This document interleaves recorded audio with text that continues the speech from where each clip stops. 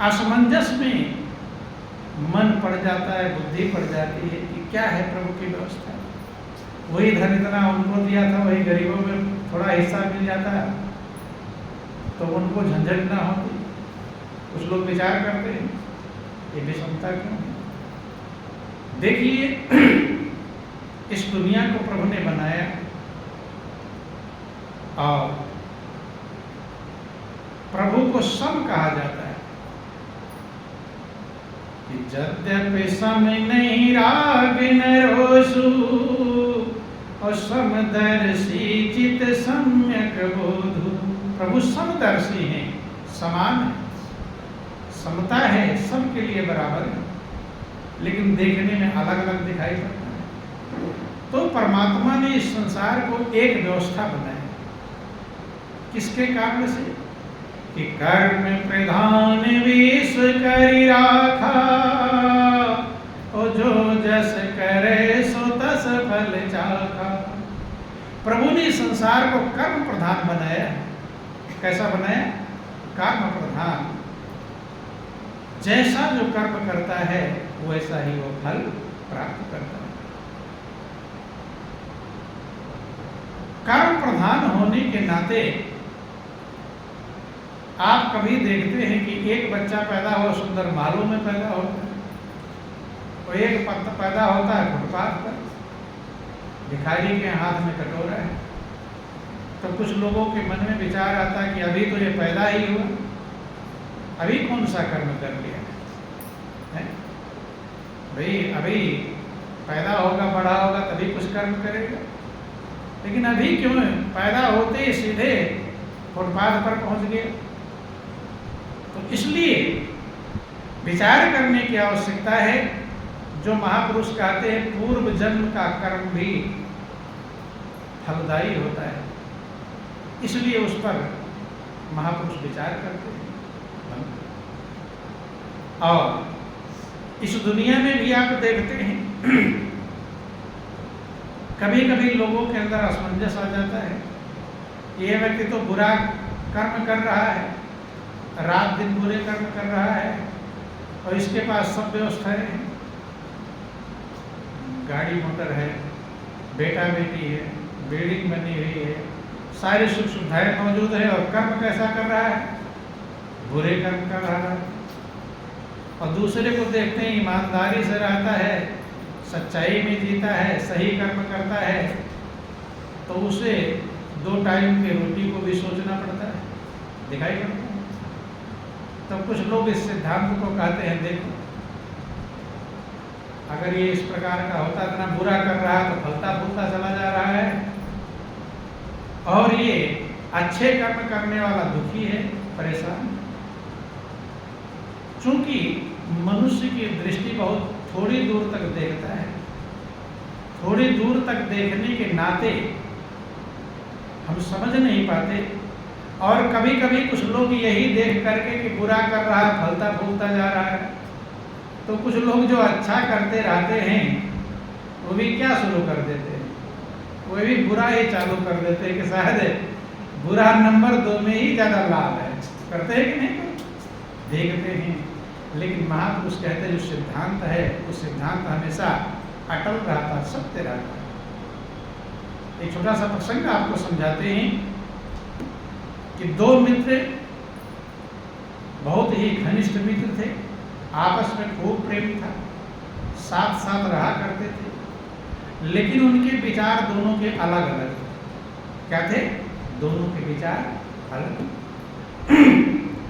एक मित्र उसमें चोर था, चोरी किया करता था, और दूसरा मित्र क्या था? सत्संग भजन में जाया करता था, सत्संगी था। जब वो सत्संग में जाता था तो वहाँ अच्छी अच्छी बातें सुनता था, कर्म की व्यवस्थाएं सुनता था, तो वो अपने मित्र को आकर समझाता था कि भाई बुरे कर्म मत करो, अच्छे कर्म करो। सोचता था कि ये मेरा मित्र एक चोर है, अगर ये समझ जाता, बुरे कर्म छोड़ देता, ना जानी क्या क्या फल भोगेगा, समझाने का प्रयास करता। और चोर जो उसका साथी था वो सोचता कि ये जो मेरा मित्र है प्रेम तो आपस में खूब है, अकेले मुझे चोरी करने जाना पड़ता है। तो अगर ये भी चोर बन जाता है, क्योंकि जैसा जो रहता वैसा ही बनाना पसंद करता है। कभी कभी आप कहते हैं भूत भूत ही बनाता है, सुनते हैं। तो वो प्रयास करता था कि ये अगर चोर बन जाता तो दो हो जाते और चोरी की सुविधा हो जाती। अर्थात दोनों एक दूसरे को अपने पक्ष में लेने का प्रयास कर रहे थे, लेकिन दोनों ना चोर सत्संगी बना और ना सत्संगी चोर बना, उसको सुनाता रहता था। एक दिन की बात है कि दोनों अपने अपने काम पर निकल पड़े। चोर चोरी करने गया और सत्संगी सत्संग करने गया। चोर जब जा रहा था चोरी करने के लिए, थोड़ी दूर ही गया होगा, तो उसे एक सोने का टुकड़ा, सोने की ईंट समझ लो, सोना पड़ा हुआ मिल गया। जब सोना पड़ा हुआ मिल गया तो चोर ने विचार किया, अब इतना कीमत का जितना चोरी करने में नहीं प्राप्त होता उससे ज़्यादा ये मिल गया है, अब लौट चलता हूँ, फिर किसी और दिन चोरी करूँगा। ये तो कई दिन के चोरी करने में भी इतना माल ना मिल पाता। अपना वो सोना लेकर के आ गया घर, आराम कर रहा था। जो सत्संग भजन में उसका मित्र जा रहा था, उसके पांव में ऐसा कांटा चुभा, इतना तेज कि एकदम चक्कर आ गया, खून की धार बह गई, मोटा कांटा रहा। किसी प्रकार से निकाला, कपड़े उपड़े बांध करके, घर तो नजदीक था, सत्संग जहाँ जाना था वो दूर था, चल नहीं पा रहा, तो सोचा अब लौट चलूं। कहाँ घर लौट, सत्संग में जाने की हिम्मत नहीं, थोड़ा चक्कर भी आ रहे थे, ब्लड निकल गया, वो भी लंगड़ाता हुआ घर आ गया। जब घर आया तो उसके मित्र ने देखा, क्या बात बताया इसने, तो मित्र था ही, गया उसके मरहम पट्टी जो भी व्यवस्था है चोर ने किया, और करने के बाद जब थोड़ा राहत मिली उसे, तो चोर कहता है कि तुम यही हर बार यही बात कहते हो कि अच्छे कर्म का फल अच्छा मिलता है और बुरे कर्म का फल बुरा मिलता है। तुम कहते हो, हमारे गुरु महाराज जी समझाते हैं, अब मुझे भी तुम समझाते हो। लेकिन आज मैं तो चोरी करने जा रहा था, तुम्हारे हिसाब से चोरी बुरा काम है, इधर मेरे हिसाब से, क्योंकि जो जो कर्म करता है उसे बुरा थोड़ा कहता है। अब कसाई काटता है तो उसे बुरा कहता है, अपने बच्चों को भी वही सिखाता है, वहीं बिठाता है कि ऐसे काटो, ऐसे से ट्रेनिंग देता है। चोर अपने बेटे को चोर बनाता है। उसने कहा कि तुम्हारे हिसाब से मेरा जो चोरी वाला काम है ये बुरा है, मैं बुरे कर्म करने जा रहा था और मुझे फल कैसा मिला, अच्छा सोना मिला, माल मिल गया, धन मिल गया, और तुम सत्संग भजन में जा रहे हो उसे अच्छा कहते हो, और तुम्हें क्या मिला, कांटा, दर्द, पीड़ा। तो अच्छे कर्म का फल अच्छा मिला कि बुरा। कभी न कभी लोग, आप लोगों से इस बात को ज़्यादा लोग सुनते हैं और कहते भी हैं कि हम तो सबका भला करते हैं, हम किसी का बुरा करते नहीं, लेकिन ना जाने क्यों लोग मुझे मेरा बुरा करते हैं। कहते कि नहीं कहते? ये पूरी दुनिया में ये बात फैली हुई है कि हम तो सभी का, और ज्योतिषी भी बताने वाला आएगा, कभी कभी भीख मांगने वाले आ जाते हैं, बताते हैं तुम्हारा भविष्य चालू हो जाता है, बताते तुम पूछते नहीं मेरा भविष्य बताओ, भविष्य बताना चालू कर देते हैं। और सबसे मेन पॉइंट ये रहता है कि आप तो सज्जन हो, सबका भला चाहते हो, लेकिन लोग तुम्हारी बुराई करते नहीं, समझते। तो ये सबके लिए लागू होता है? और सब अपने लिए, चूंकि मनुष्य का स्वभाव है अच्छा अच्छा गप और कड़वा कड़वा तो अच्छा अच्छा सोचता है मेरे लिए, वो कहता है कि तुम तो सबका भला करते हो लेकिन लोग तुम्हारा बुरा करते हैं, तो ये सब पर लागू हो जाता है। कौन कौन कहता है कि मैं बुरा करता हूँ? सब अच्छा ही करते हैं, लेकिन समझ जाए मनुष्य कि मैं अच्छा करता हूं या बुरा, ये बहुत ऊंचाई पर समझ पाता है, ये जल्दी समझ में आता नहीं। आज जो चोर की बात उस सत्संगी भक्त को असर कर गई, क्योंकि अपने ऊपर जब कोई घटना घटती है, दुख पड़ता है, तो भूल जाए सब ज्ञान, तो मनुष्य का ज्ञान भूल जाता है। तो ध्यान दें, दूसरों को शिक्षा देने के लिए ज्ञान रहता है, लेकिन अपने पालन के लिए ज्ञान काम करता नहीं, भूल जाए सब ज्ञान। आज उसने विचार किया कि मेरा मित्र सही कह रहा है, आज तक मैंने यही सीखा है कि अच्छे कर्म का फल अच्छा मिलता है, बुरे कर्म का फल बुरा मिलता है, लेकिन आज उल्टा हो गया। ये जा रहा था बुरा कर्म करने, इसको फल मिल गया, अच्छा सोना मिल गया, और मैं जा रहा हूँ सत्संग भजन में, मुझे दर्द मिल गया, पीड़ा मिल गई, बेहोशी मिली, चक्कर। तो महापुरुष कहते हैं कि काल स्वभाव कर्म बरियाई, भले प्रकृत बस चुके भलाई। कभी कभी काल के कारण, समय के कारण, कर्म के कारण, स्वभाव के कारण भले भी चूक जाते हैं भलाई से, वह भी बुराई के भंडार इकट्ठा करते। उसका मन बदल गया, किसका परिवर्तन हो गया। अब गुरु पर संदेह होने लगा। किस पर? गुरु महाराज जी पर संदेह होने लगा कि गुरु महाराज जी तो रोज, ये तो प्रसंग रोज ही चलता है, अच्छा कर्म करोगे तो अच्छा फल मिलेगा और बुरा कर्म करोगे तो बुरा फल मिलेगा। जनरली ये बातें कर्म का सिद्धांत है। गुरु पर संदेह कि गुरु महाराज जी की बात भी झूठी हो गई। क्या हो गई?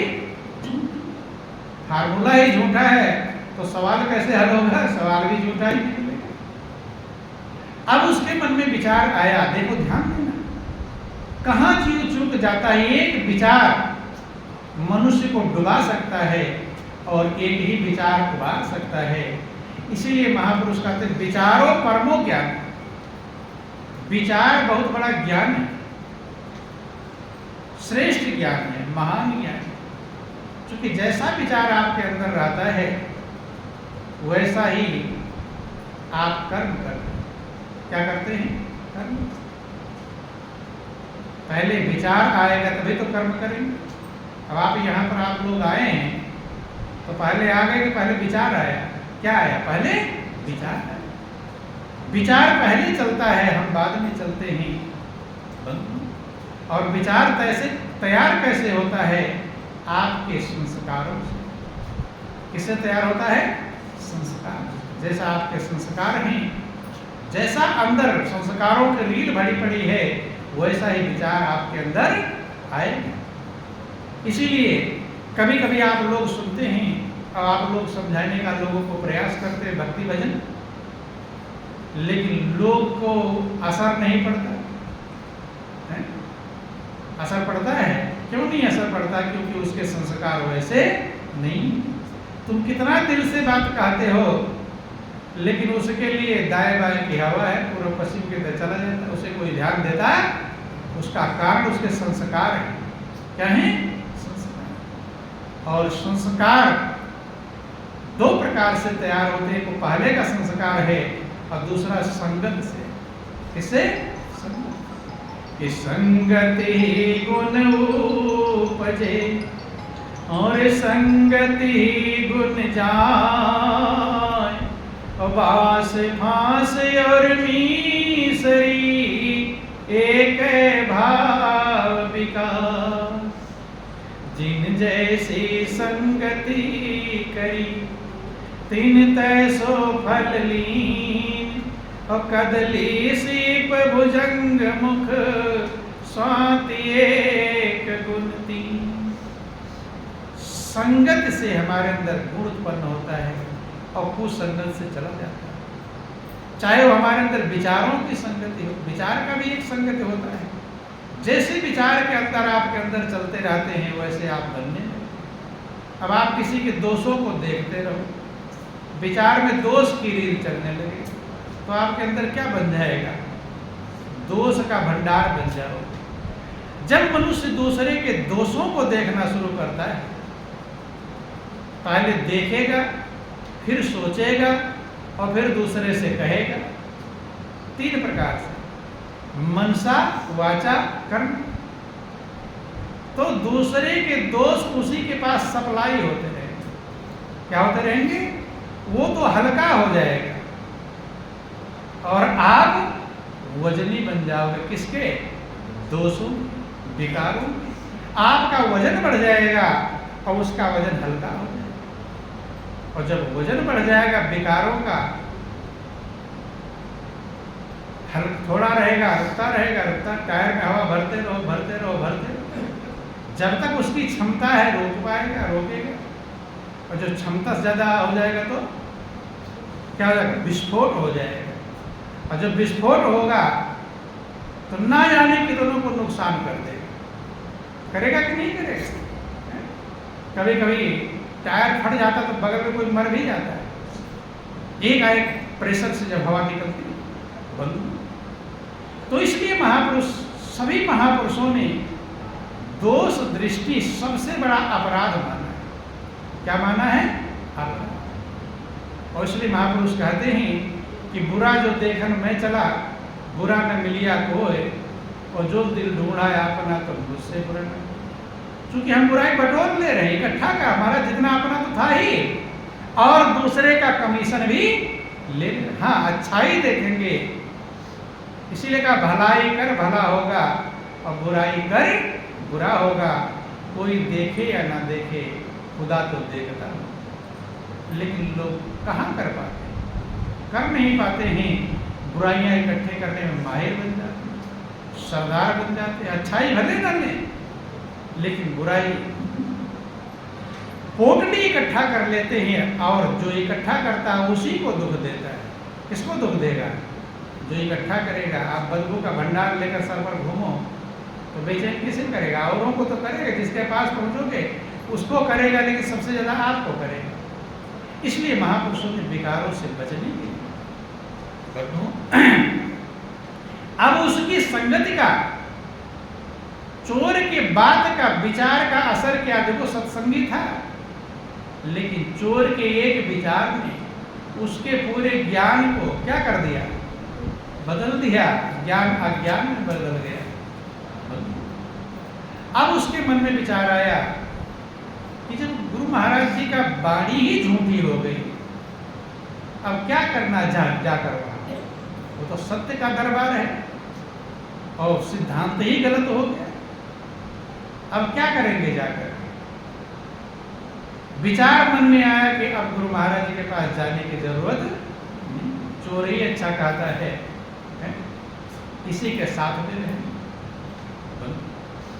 चोर भी बड़ा खुश हुआ कि इतना दिन मेहनत इसको समझाता रहा, समझाता रहा, समझाता रहा, नहीं समझ में आया, लेकिन आज अब ये मेरा साथी बन जाए और समझा रहा है। अब चोर को खाने पीने का भी ध्यान नहीं है, क्योंकि अपने मतलब वाला जब काम हो तो मनुष्य सब कुछ छोड़ देता, समझा रहा तमाम बातें। और सत्संगी हाँ में हाँ। आज तक सत्संगी जो भक्त था उसकी बातें ऊपर रहती थी और चोर की बातें नीचे रहती। चोर की बातें, चूंकि झूठ की बातें हैं, वो फेल हो जाती थी, लेकिन आज असत्य जीत रहा है और सत्य हार रहा है। सत्संगी को हाँ में हाँ कहना पड़ रहा है। किसकी बात को? चोर की बात। उसने कहा अब मैं जाऊंगा नहीं। रात में जब सोया, महापुरुष कहते हैं कि जो आपने कर्म किया है वो कर्म आपका मदद करता है। क्या करता है? मदद करता है। अच्छे कर्म किया वो मदद करेगा, उल्टे कर्म किया वो भी मदद करेगा। अच्छे कर्म अच्छी दिशा में जाने में मदद करेंगे और उल्टे कर्म उल्टी दिशा में जाने में मदद करेंगे। रात में जब सोया तो नियम था उसका कि ध्यान करके सोना। अब जो गुरु महाराज जी के प्रति उल्टा विचार आ गया, अब ध्यान करेगा, क्योंकि ध्यान देना, गुरु के प्रति उल्टे विचार आते ही बंद। ध्यान, भजन, आरती, पूजा, क्योंकि सब उन्हीं का है, सब पर मनुष्य का आश्रद्धा उत्पन्न हो जाता है। क्या जाती है? आश्रद्धा। क्या करें? लेकिन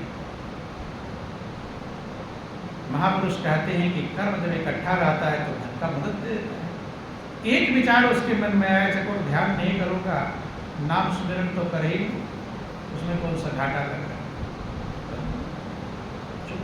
नाम सुमिरन जब करने लगा तो एक विचार उसको याद आ गया। कभी गुरु महाराज जी ने सत्संग के दौरान समझाया था सभी लोगों को, तो ये सबको शिक्षा लेनी चाहिए कि कभी आपका मन उल्टा हो जाए, विपरीत हो जाए, अश्रद्धा उत्पन्न हो जाए, एकदम महापुरुष कहते हैं अश्रद्धा संशयवान विनाश को प्राप्त हो जाता है। अश्रद्धावान अज्ञश्च विनाश को प्राप्त, महापुरुष तो बंधु गीता वर्णन आया। जो अश्रद्धावान है वो क्या विनाश को प्राप्त हो जाता है, और अश्रद्धा उसके अंदर उत्पन्न हो गई। लेकिन गुरु महाराज जी ने कहा था कि कभी ऐसा अश्रद्धा आपके अंदर उत्पन्न हो जाए, क्योंकि भगवान एक बार नाराज हो जाए तो गुरु बचा लेते हैं, लेकिन गुरु के प्रति अश्रद्धा उत्पन्न हो गई फिर बचाना कठिन। रामायण में लिखा गया कि राखई गुरु जो कोप विधाता, और गुरु विरोध नहीं को जग त्राता। कबीर दास ने भी लिखा इस बात को कि कबीरा हरि के रूठते गुरु के शरण जाए। भगवान अगर नाराज हो जाए तो किसके शरण में चला जाएगा? गुरु के शरण। और भगवान बहुत लोगों से नाराज हो, जैसे आप कागभूषण से सुनते हैं, भगवान शंकर ने श्राप दे दिया कि 1000 जन अजगर का बन गया, 1000 दिन का श्राप दे दिया, लेकिन गुरु ने वहां भी संभाल क्या कर लिया? वही कागभूषण जिन्हें 1000 जन्म अजगर बनने का श्राप भगवान शंकर ने दिया था, वही कागभूषण इतने महान बने, इतनी महानता को प्राप्त कर लिए कि जो गरुड़ भगवान के, गरुड़ महाज्ञानी गुण राशि, महान ज्ञानी गुण के भंडार कहलाते हैं। हर सेवक प्रभु के सेवक, अति निकट निवासी, नजदीक रहने वाले भगवान के वाहन कहलाते हैं। और वही जाकर के उनका संशय कहाँ खत्म हुआ? ध्यान देना, उन गरुड़ का संशय नारद के पास जाकर खत्म नहीं हुआ, ब्रह्मा के पास जाकर खत्म नहीं हुआ, शंकर के पास जाकर खत्म नहीं हुआ, और उनका संशय कहाँ खत्म हुआ? वही कागभूषण। ध्यान देना कितनी बड़ी कीमत है। और आप नारद का भी सुनते हैं, नारद को भी भगवान विष्णु ने श्राप दे दिया था कि तुम जाओ 84 लाख योनियों भटको, लेकिन गुरु की एक इशारे ने 84 लाख योनियों से बचा दिया।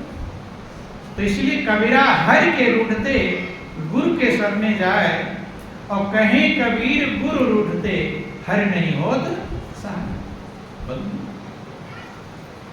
तो अब गुरु महाराज ने समझाया था कोई संशय हो जाए, भजन करने का गुरु के प्रति ही अश्रद्धा उत्पन्न हो जाए, वो सबसे खतरनाक है। तो एक काम करना कि आरती पूजन मत बंद करना, और ध्यान सुमिरन मत बंद करना, और संशय कितना भी बड़ा संशय हो, अच्छा हो या बुरा हो, गुरु से बता देना। करना अपनी मर्जी के अनुसार, जैसा मर्जी कहे, क्योंकि मनुष्य जैसा मर्जी कहे वैसा, लेकिन गुरु से अपने संशय को बता दे। ये बात जो सो रहा था और नाम सुमिरन कर रहा था, तो उसके विचार ये मन में आ गया कि गुरु महाराज जी ने कहा था, अब जाना तो है नहीं, लेकिन कहा था ये संशय कुछ भी विचार आ जाए तो उसे बता देना। तो विचार किया कि जाकर पूछूं तो अपना संशय बताना भी है और पूछना भी है, ये बात सही है।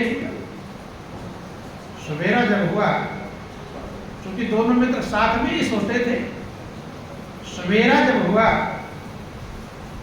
तब उस कहने लगा चोर से कि भाई मैं तो तेरा पूरा पक्का मित्र बन गया हूं, अब मैं भी चोरी ही करने चलूंगा, लेकिन एक दिन मुझे और जाना है सत्संग में।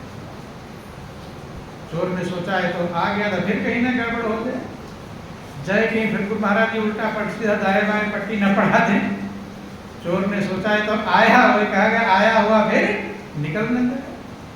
चोर ने कहा क्या बात है, कई गुरु महाराज जी ने कहा जो भी कोई संशय है मेरे सामने खोल देना, अपने मन में मत रखना, करना तो मुझे वही है, करना तो चोरी है, तुम्हारे साथ ही चलना है। लेकिन आज मैं एक बार ये बता के आऊँ, प्रश्न भी पूछ, जवाब सवाल भी करके आऊँ। तो जो उल्टा विचार तो सोचता है गुरु से लाओ जवाब सवाल करो, चला। चोर ने सोचा कि कहीं फिर ना वही कहा हाथ में आई हुई मछली फिर ना वापस कूद जाए। कभी कभी जाल में मछली आ जाती है, कोई कोई मछली चालाक जाल में से उछल कर समुद्र में या नदी में कूद जाती है। तो उसने कहा, चोर ने कहा ऐसा करो कि आज मैं भी चलता हूं तुम्हारे यहाँ सत्संग में। देखो ध्यान देना, मनुष्य अच्छे के लिए नहीं जाता, लेकिन उसको बुराई में लाने के लिए आज मैं भी चलूंगा कहीं। सोचा कि मैं चलूंगा तो गुरु महाराज दाएं बाएं की पट्टी पढ़ा नहीं पाए, मैं भी चलूंगा, देखो क्या होता है। क्या ठीक है, चलो दोनों चलो। अब जैसा मन की विचार भाव रहते मनुष्य कार्य वैसा करता है। अब मन में आश्रद्धा है तो जब गए दोनों सत्संग भजन चल रहा था। अब प्रणाम कुछ नहीं, रोज तो दंडोत प्रणाम करके श्रद्धा से बैठता था, आवाज सीधे अकड़ कर बैठ गया है। कैसा बैठ गया, भक्त है क्योंकि अंदर में जैसा भाव वैसा कार्य। और सत्संग नहीं सुन रहा है, विचार की रीत अलग चल रही है कि गुरु महाराज ये बात कहेंगे तो मैं ये जवाब दूं, क्या प्रश्न पूछूं, क्या उत्तर होगा, क्या तर्क वितर्क होगा, क्या शास्त्रार्थ होगा। वकालत अपनी मन में विचार कर रहा है। सत्संग खत्म हो गया, प्रसाद बट गया, सब लोग चले गए। अब दोनों गए गुरु महाराज जी, वहां भी प्रणाम इत्यादि कुछ मतलब नहीं, गया बैठे कि गुरु महाराज जी आज मुझे एक आपसे प्रश्न पूछना है। तो बोला भी अकड़ कर, क्योंकि अंदर विचार जैसा रहा था वैसा तो ही।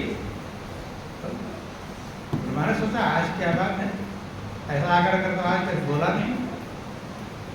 कहता मैं आपसे एक प्रश्न पूछना चाहता हूँ। फिर बतला, ये अपनी घटना नहीं बता रहा क्या हुआ क्या नहीं।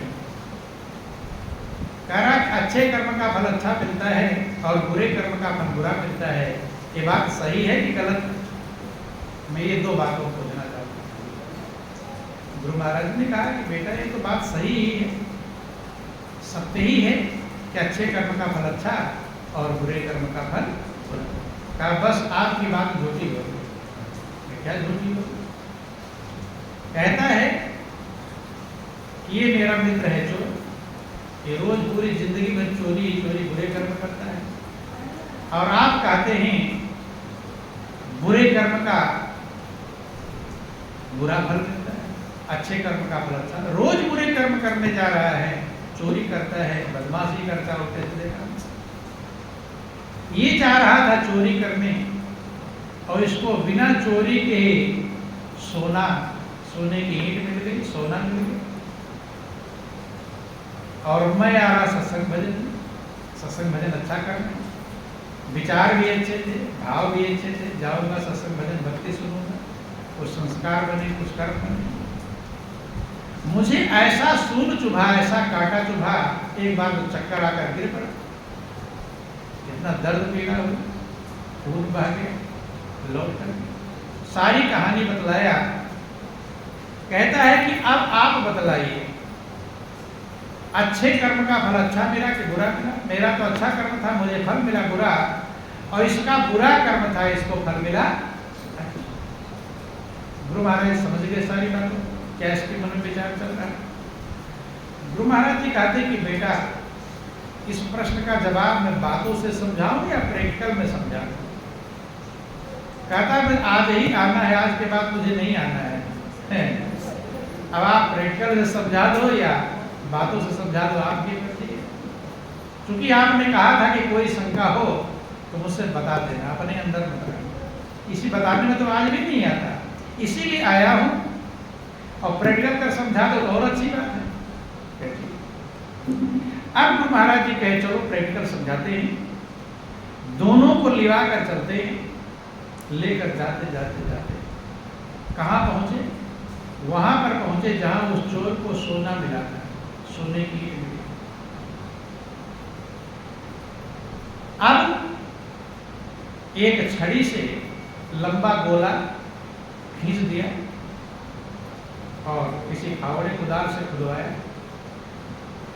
इसके बीच में जगह जगह खोदो, जहां भी खोदते वहां कोयला निकलता है। क्या निकलता है?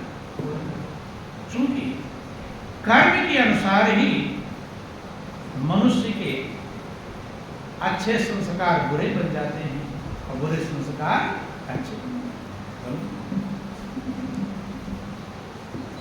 दोनों देख रहे हैं, जहां तक लाइन के बाहर भी रहे। कहते जो चोर है तुम्हारा मित्र, इसके भाग्य में जितना ये लंबा चौड़ा खान है, ये सोने की खान इतनी बड़ी जो थी, ये इसके भाग्य में था, इसको मिलना था।